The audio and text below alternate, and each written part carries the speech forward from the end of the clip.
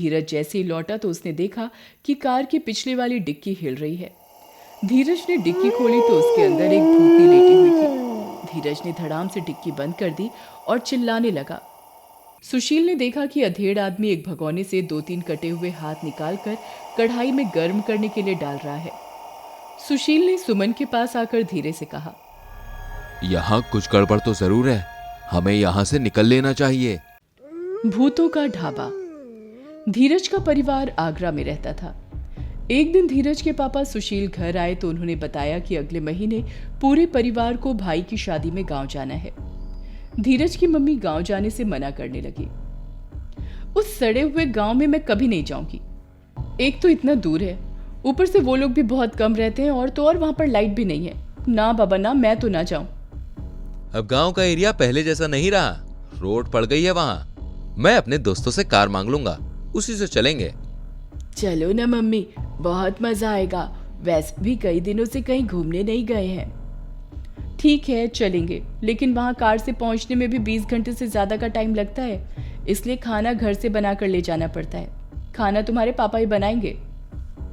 अरे उसकी जरूरत नहीं पड़ेगी, क्योंकि मैंने सुना है कि अब वहां सड़क पर कई सारे ढाबे खुल गए हैं। शादी से 2 दिन पहले धीरज, सुशील और सुमन कार से गांव की तरफ निकल पड़े।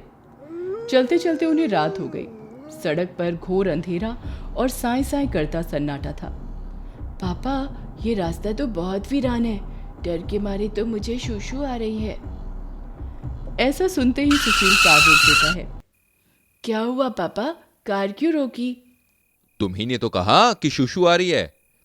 चलो चलो जाओ, पहले शूशू करके आओ।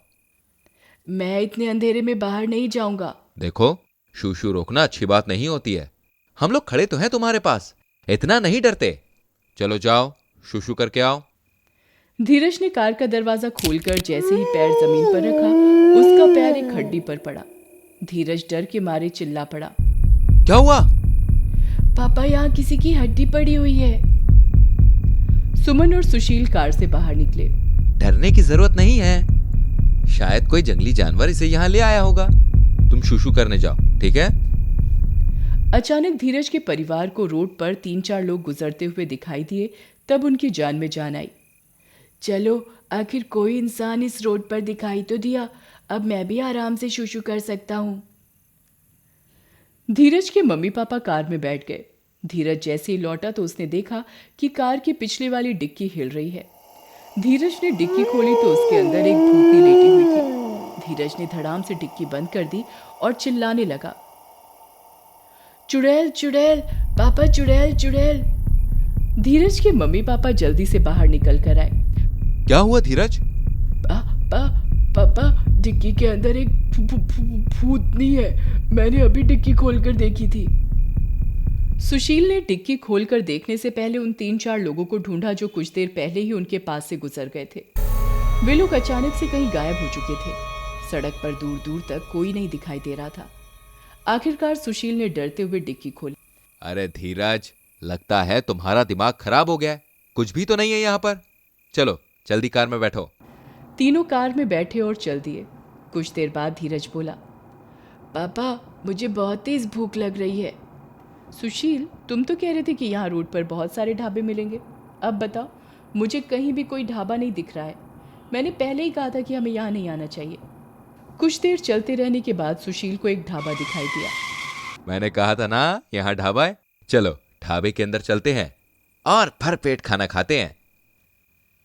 तीनों जब ढाबे के अंदर गए तो उन्हें ढाबे में 3 लोग दिखाई दिए। 2 अधेड़ उम्र के आदमी और औरत और एक जवान लड़की। लड़की के हाथ में दराती थी। वो धीरज के पास आकर बोली, कहिए क्या खाएंगे? अरे जो भी ताजा हो वो ले आओ। लड़की जब पलट कर गई तो तीनों ने देखा कि लड़की के बालों में 2 कटे हुए हाथ लटके हुए हैं। धीरज, सुशील और सुमन का मुंह सूख गया। सुमन ने सुशील के कान में कुछ कहा। सुशील पानी का जग लेने के बहाने उस कमरे की तरफ गया जहां खाना बन रहा था।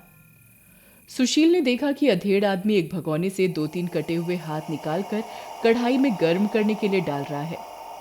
सुशील ने सुमन के पास आकर धीरे से कहा, यहाँ कुछ गड़बड़ तो जरूर है, हमें यहाँ से निकल लेना चाहिए।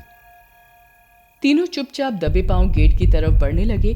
तभी वो डराती वाली लड़की तेजी से चलती हुई आई और उसने ढाबे का दरवाजा बंद कर दिया। बिना खाना खाए मैं किसी को नहीं जाने देती।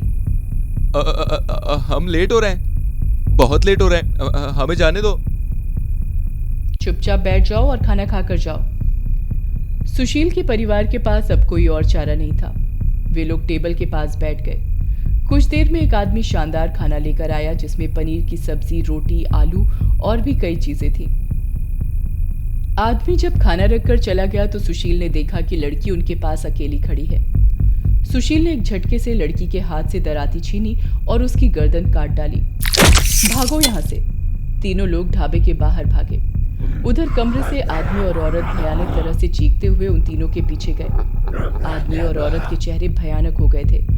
सुशील का परिवार कार में बैठ गया और सुशील ने कार स्टार्ट कर दी, लेकिन पीछे भूत और भूतनी ने उनकी कार पकड़ रखी थी। सुशील ने बहुत कोशिश की लेकिन कार आगे नहीं बढ़ पा रही थी।